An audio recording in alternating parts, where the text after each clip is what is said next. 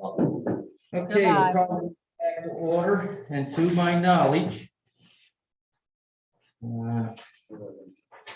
time out, Tino, out and about. Oh, right. No, no, I just, I can't read my own writing.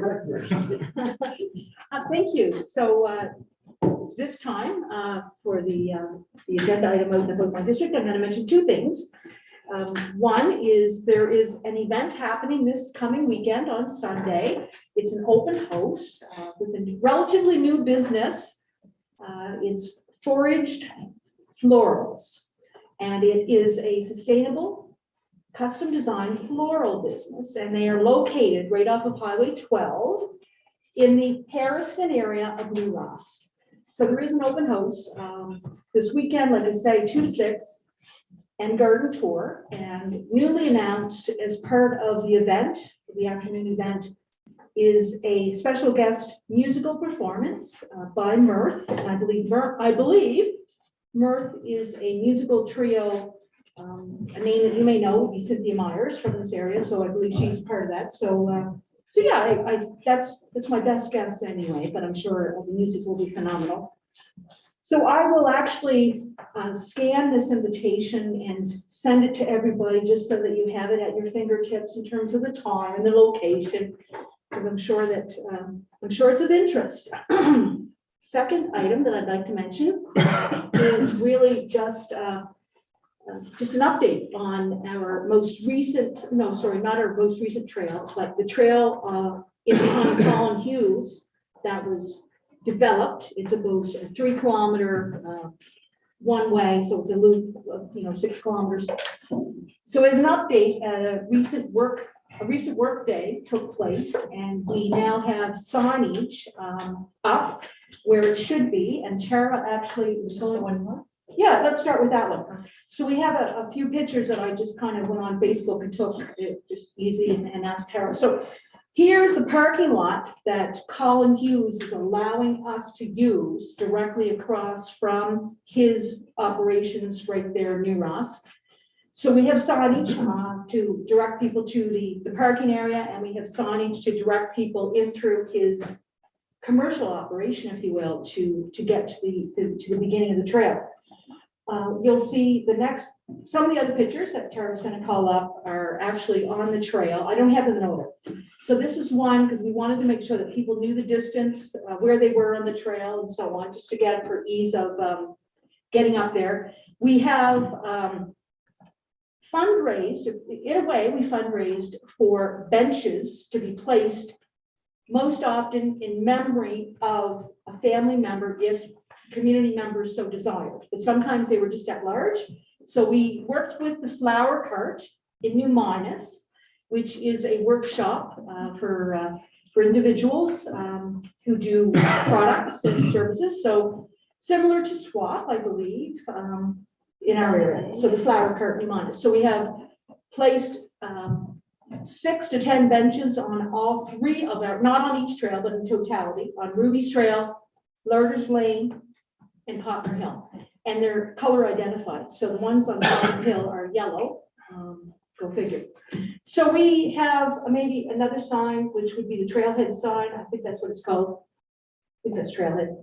That would be at the beginning of the trail, in behind Colin's operation, and you can't see the sign. You have to go look at it, I guess. That's a sign similar to the Castle Rock sign. You are here. These are the amenities. This is what you can expect. Couple logos on there and so on. And we have a local person in New Ross who is doing our signs for us. So she's actually does phenomenal work. And Chad, I think maybe your department might be looking at doing some work through that business because she does such quality, high standard work of signage. So we're lucky in our communities across the municipality and across the province when we look at our HR and our community resource. So I just wanted to mention that as an update in my out and about in terms of Poplar Hill, and also too, I was hoping before Chad handed off the rep guide our visitor from Newfoundland, I was going to say, hand me that rep guide because sorry, I forgot to put that there. But that's okay. No, I'm just teasing. she knows how to get another one. I'm teasing. I have my own at home, but I was going to hold it up to people and say, there is an article, which I'm sure you've read, in the most recent rec guide on Poplar Hill Trail, the fact that it's now open. So I actually just screenshot it. Yeah, thank you. Thank you very much. I just screenshot it on my, in the electronic version, just in case there are any questions. So there's a great little article on there. It's, again, it says 3 kilometers one way, and you know, what it might take for a good heritage hike, if you will, in terms of timing and so on. So yeah, that's all. But does it go back, Tina, to LaBelle Road or? Yeah, it actually, up and behind where some of the Snowmobile Association Trail would be, just before where Robert and Janice Cornelius live. You might be familiar with that road that goes up through there. And those are trees that Colin leases from an individual who lives in the States, but he leases the tree work there. You'd be familiar. So that's the tip of the trail. And we're actually, at some point, we'd like to look at, again, we dream big, like everybody. We'd like to look at almost a bit of a look off, because when I took the trail, when we were first investigating, and I was up there, you could see my house in Aldersville. So you can see where the view plane is phenomenal. So it's just, you can see the whole vista of the greater community, and that's all. Okay, thank you. Okay, thank you. Gary, policing. There has been an issue, and Tara's written some letters, Tara, thank you, on speeding complaints, you know, nothing we haven't heard before, I'm sure. And I know it's been referred to there at CMB Advisory Committee. I'm not sure who's on that committee. I Right. And I don't know when it will appear on the agenda. I wouldn't mind being advised of that possible. But I just don't know if they're going to come forth with any new solutions. Whether or not speed bumps have ever been looked at as an option in some of these areas, but I think it perhaps needs to be. And cameras probably might not be appropriate, but I think we need to look at, you know, some of the various options. One interesting thing that Danielle has done is she has printed some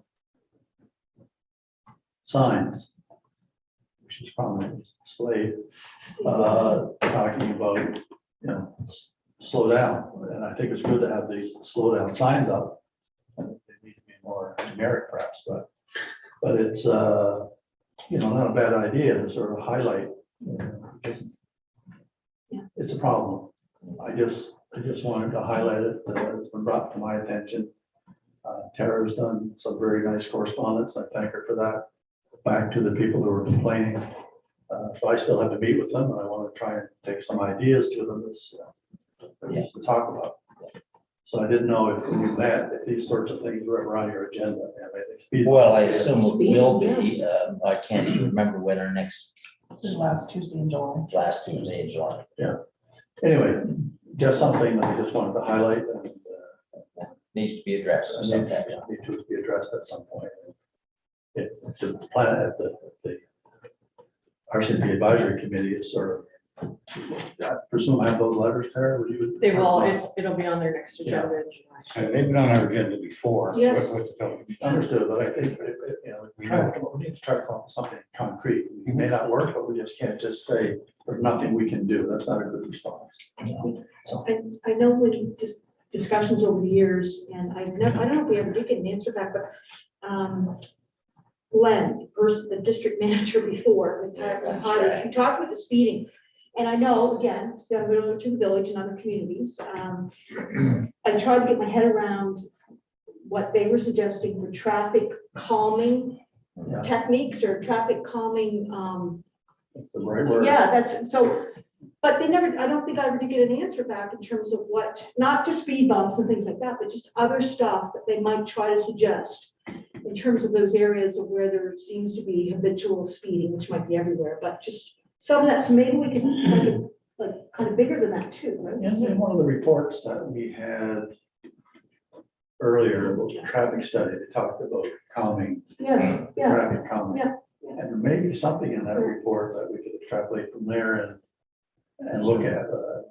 I'm glad you raised that. Little speed bumps was it, but some types of, what do you call it, speed calming or traffic calming? traffic calming, Traffic that's what they said to me, so traffic Yeah. calming, So there are things that maybe can do. maybe can do it. I'd like to see if we take a look at it. I can't help myself, but the safe walking stuff, I have to mention about that since Derek had mentioned. Floyd, I called you about it a week or two ago, and my memory was not right, because I thought that Floyd might have had some interest too, but not saying that he doesn't, but I know that in my community in New Ross, and then Floyd and I chatted, because I thought at some point when it's appropriate, bring it back here, and I did talk to Gordon, I don't know if Gordon brought it to the staff, and I thought that he should. But looking at the example of the neighboring municipal unit, which is what my community will often see when they're traveling Kings County or District of Lunenburg. The District of Lunenburg have these wonderful signs that are generic, and they're very eye-catching, and they have the logo of the province and the logo of the municipal unit on it. And it just simply says, I know that's not fair, but I had to put it on the screen. It's not fair, right?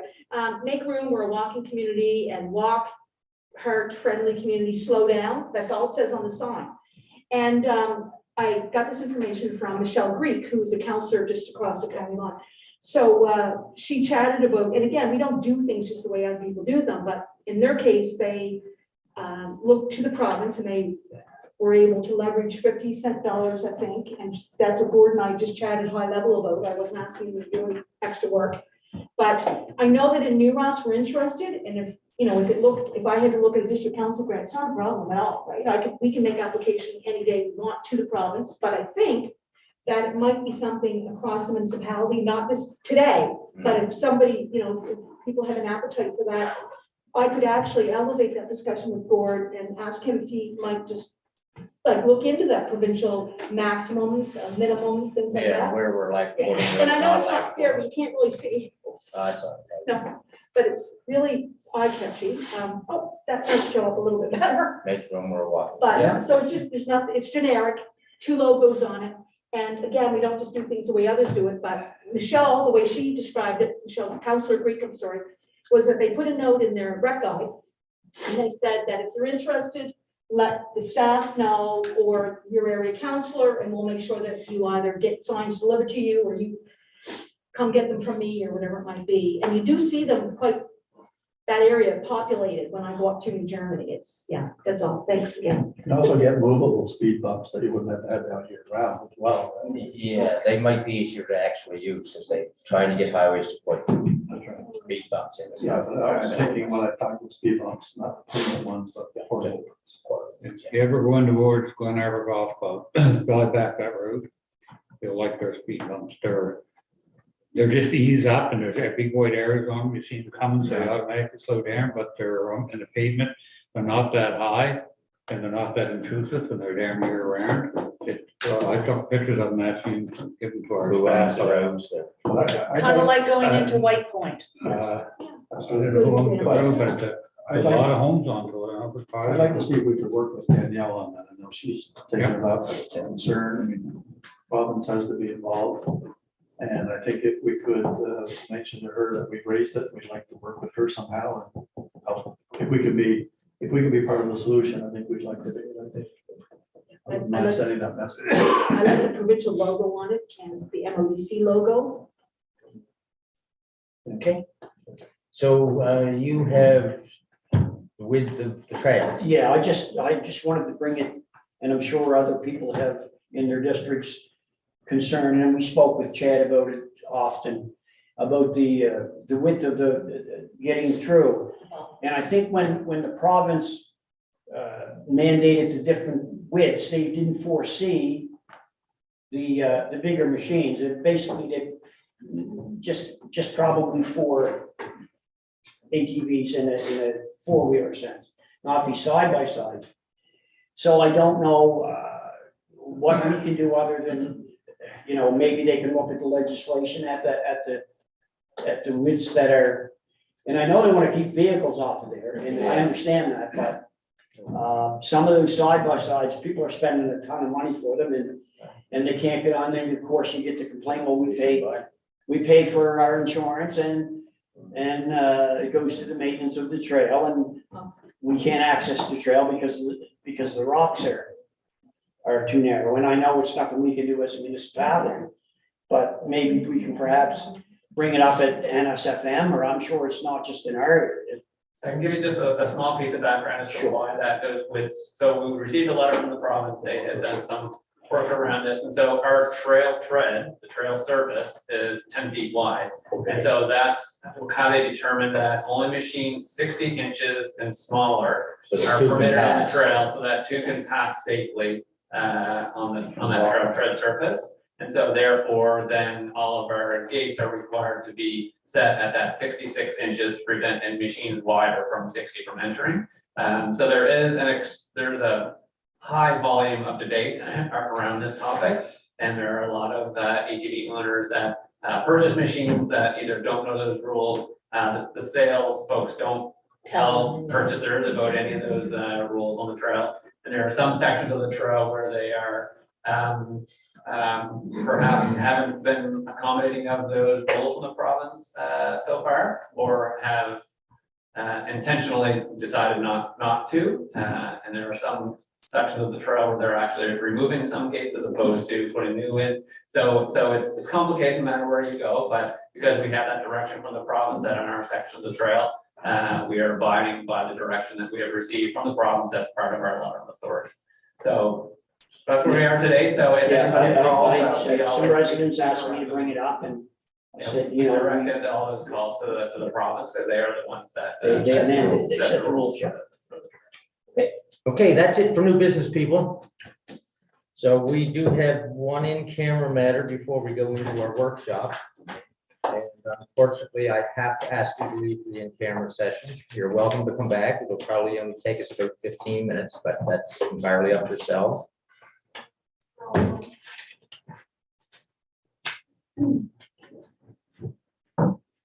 You can either sit in my office, go over to the rec department, or go do whatever you feel like doing. We'll go for us, the rec department.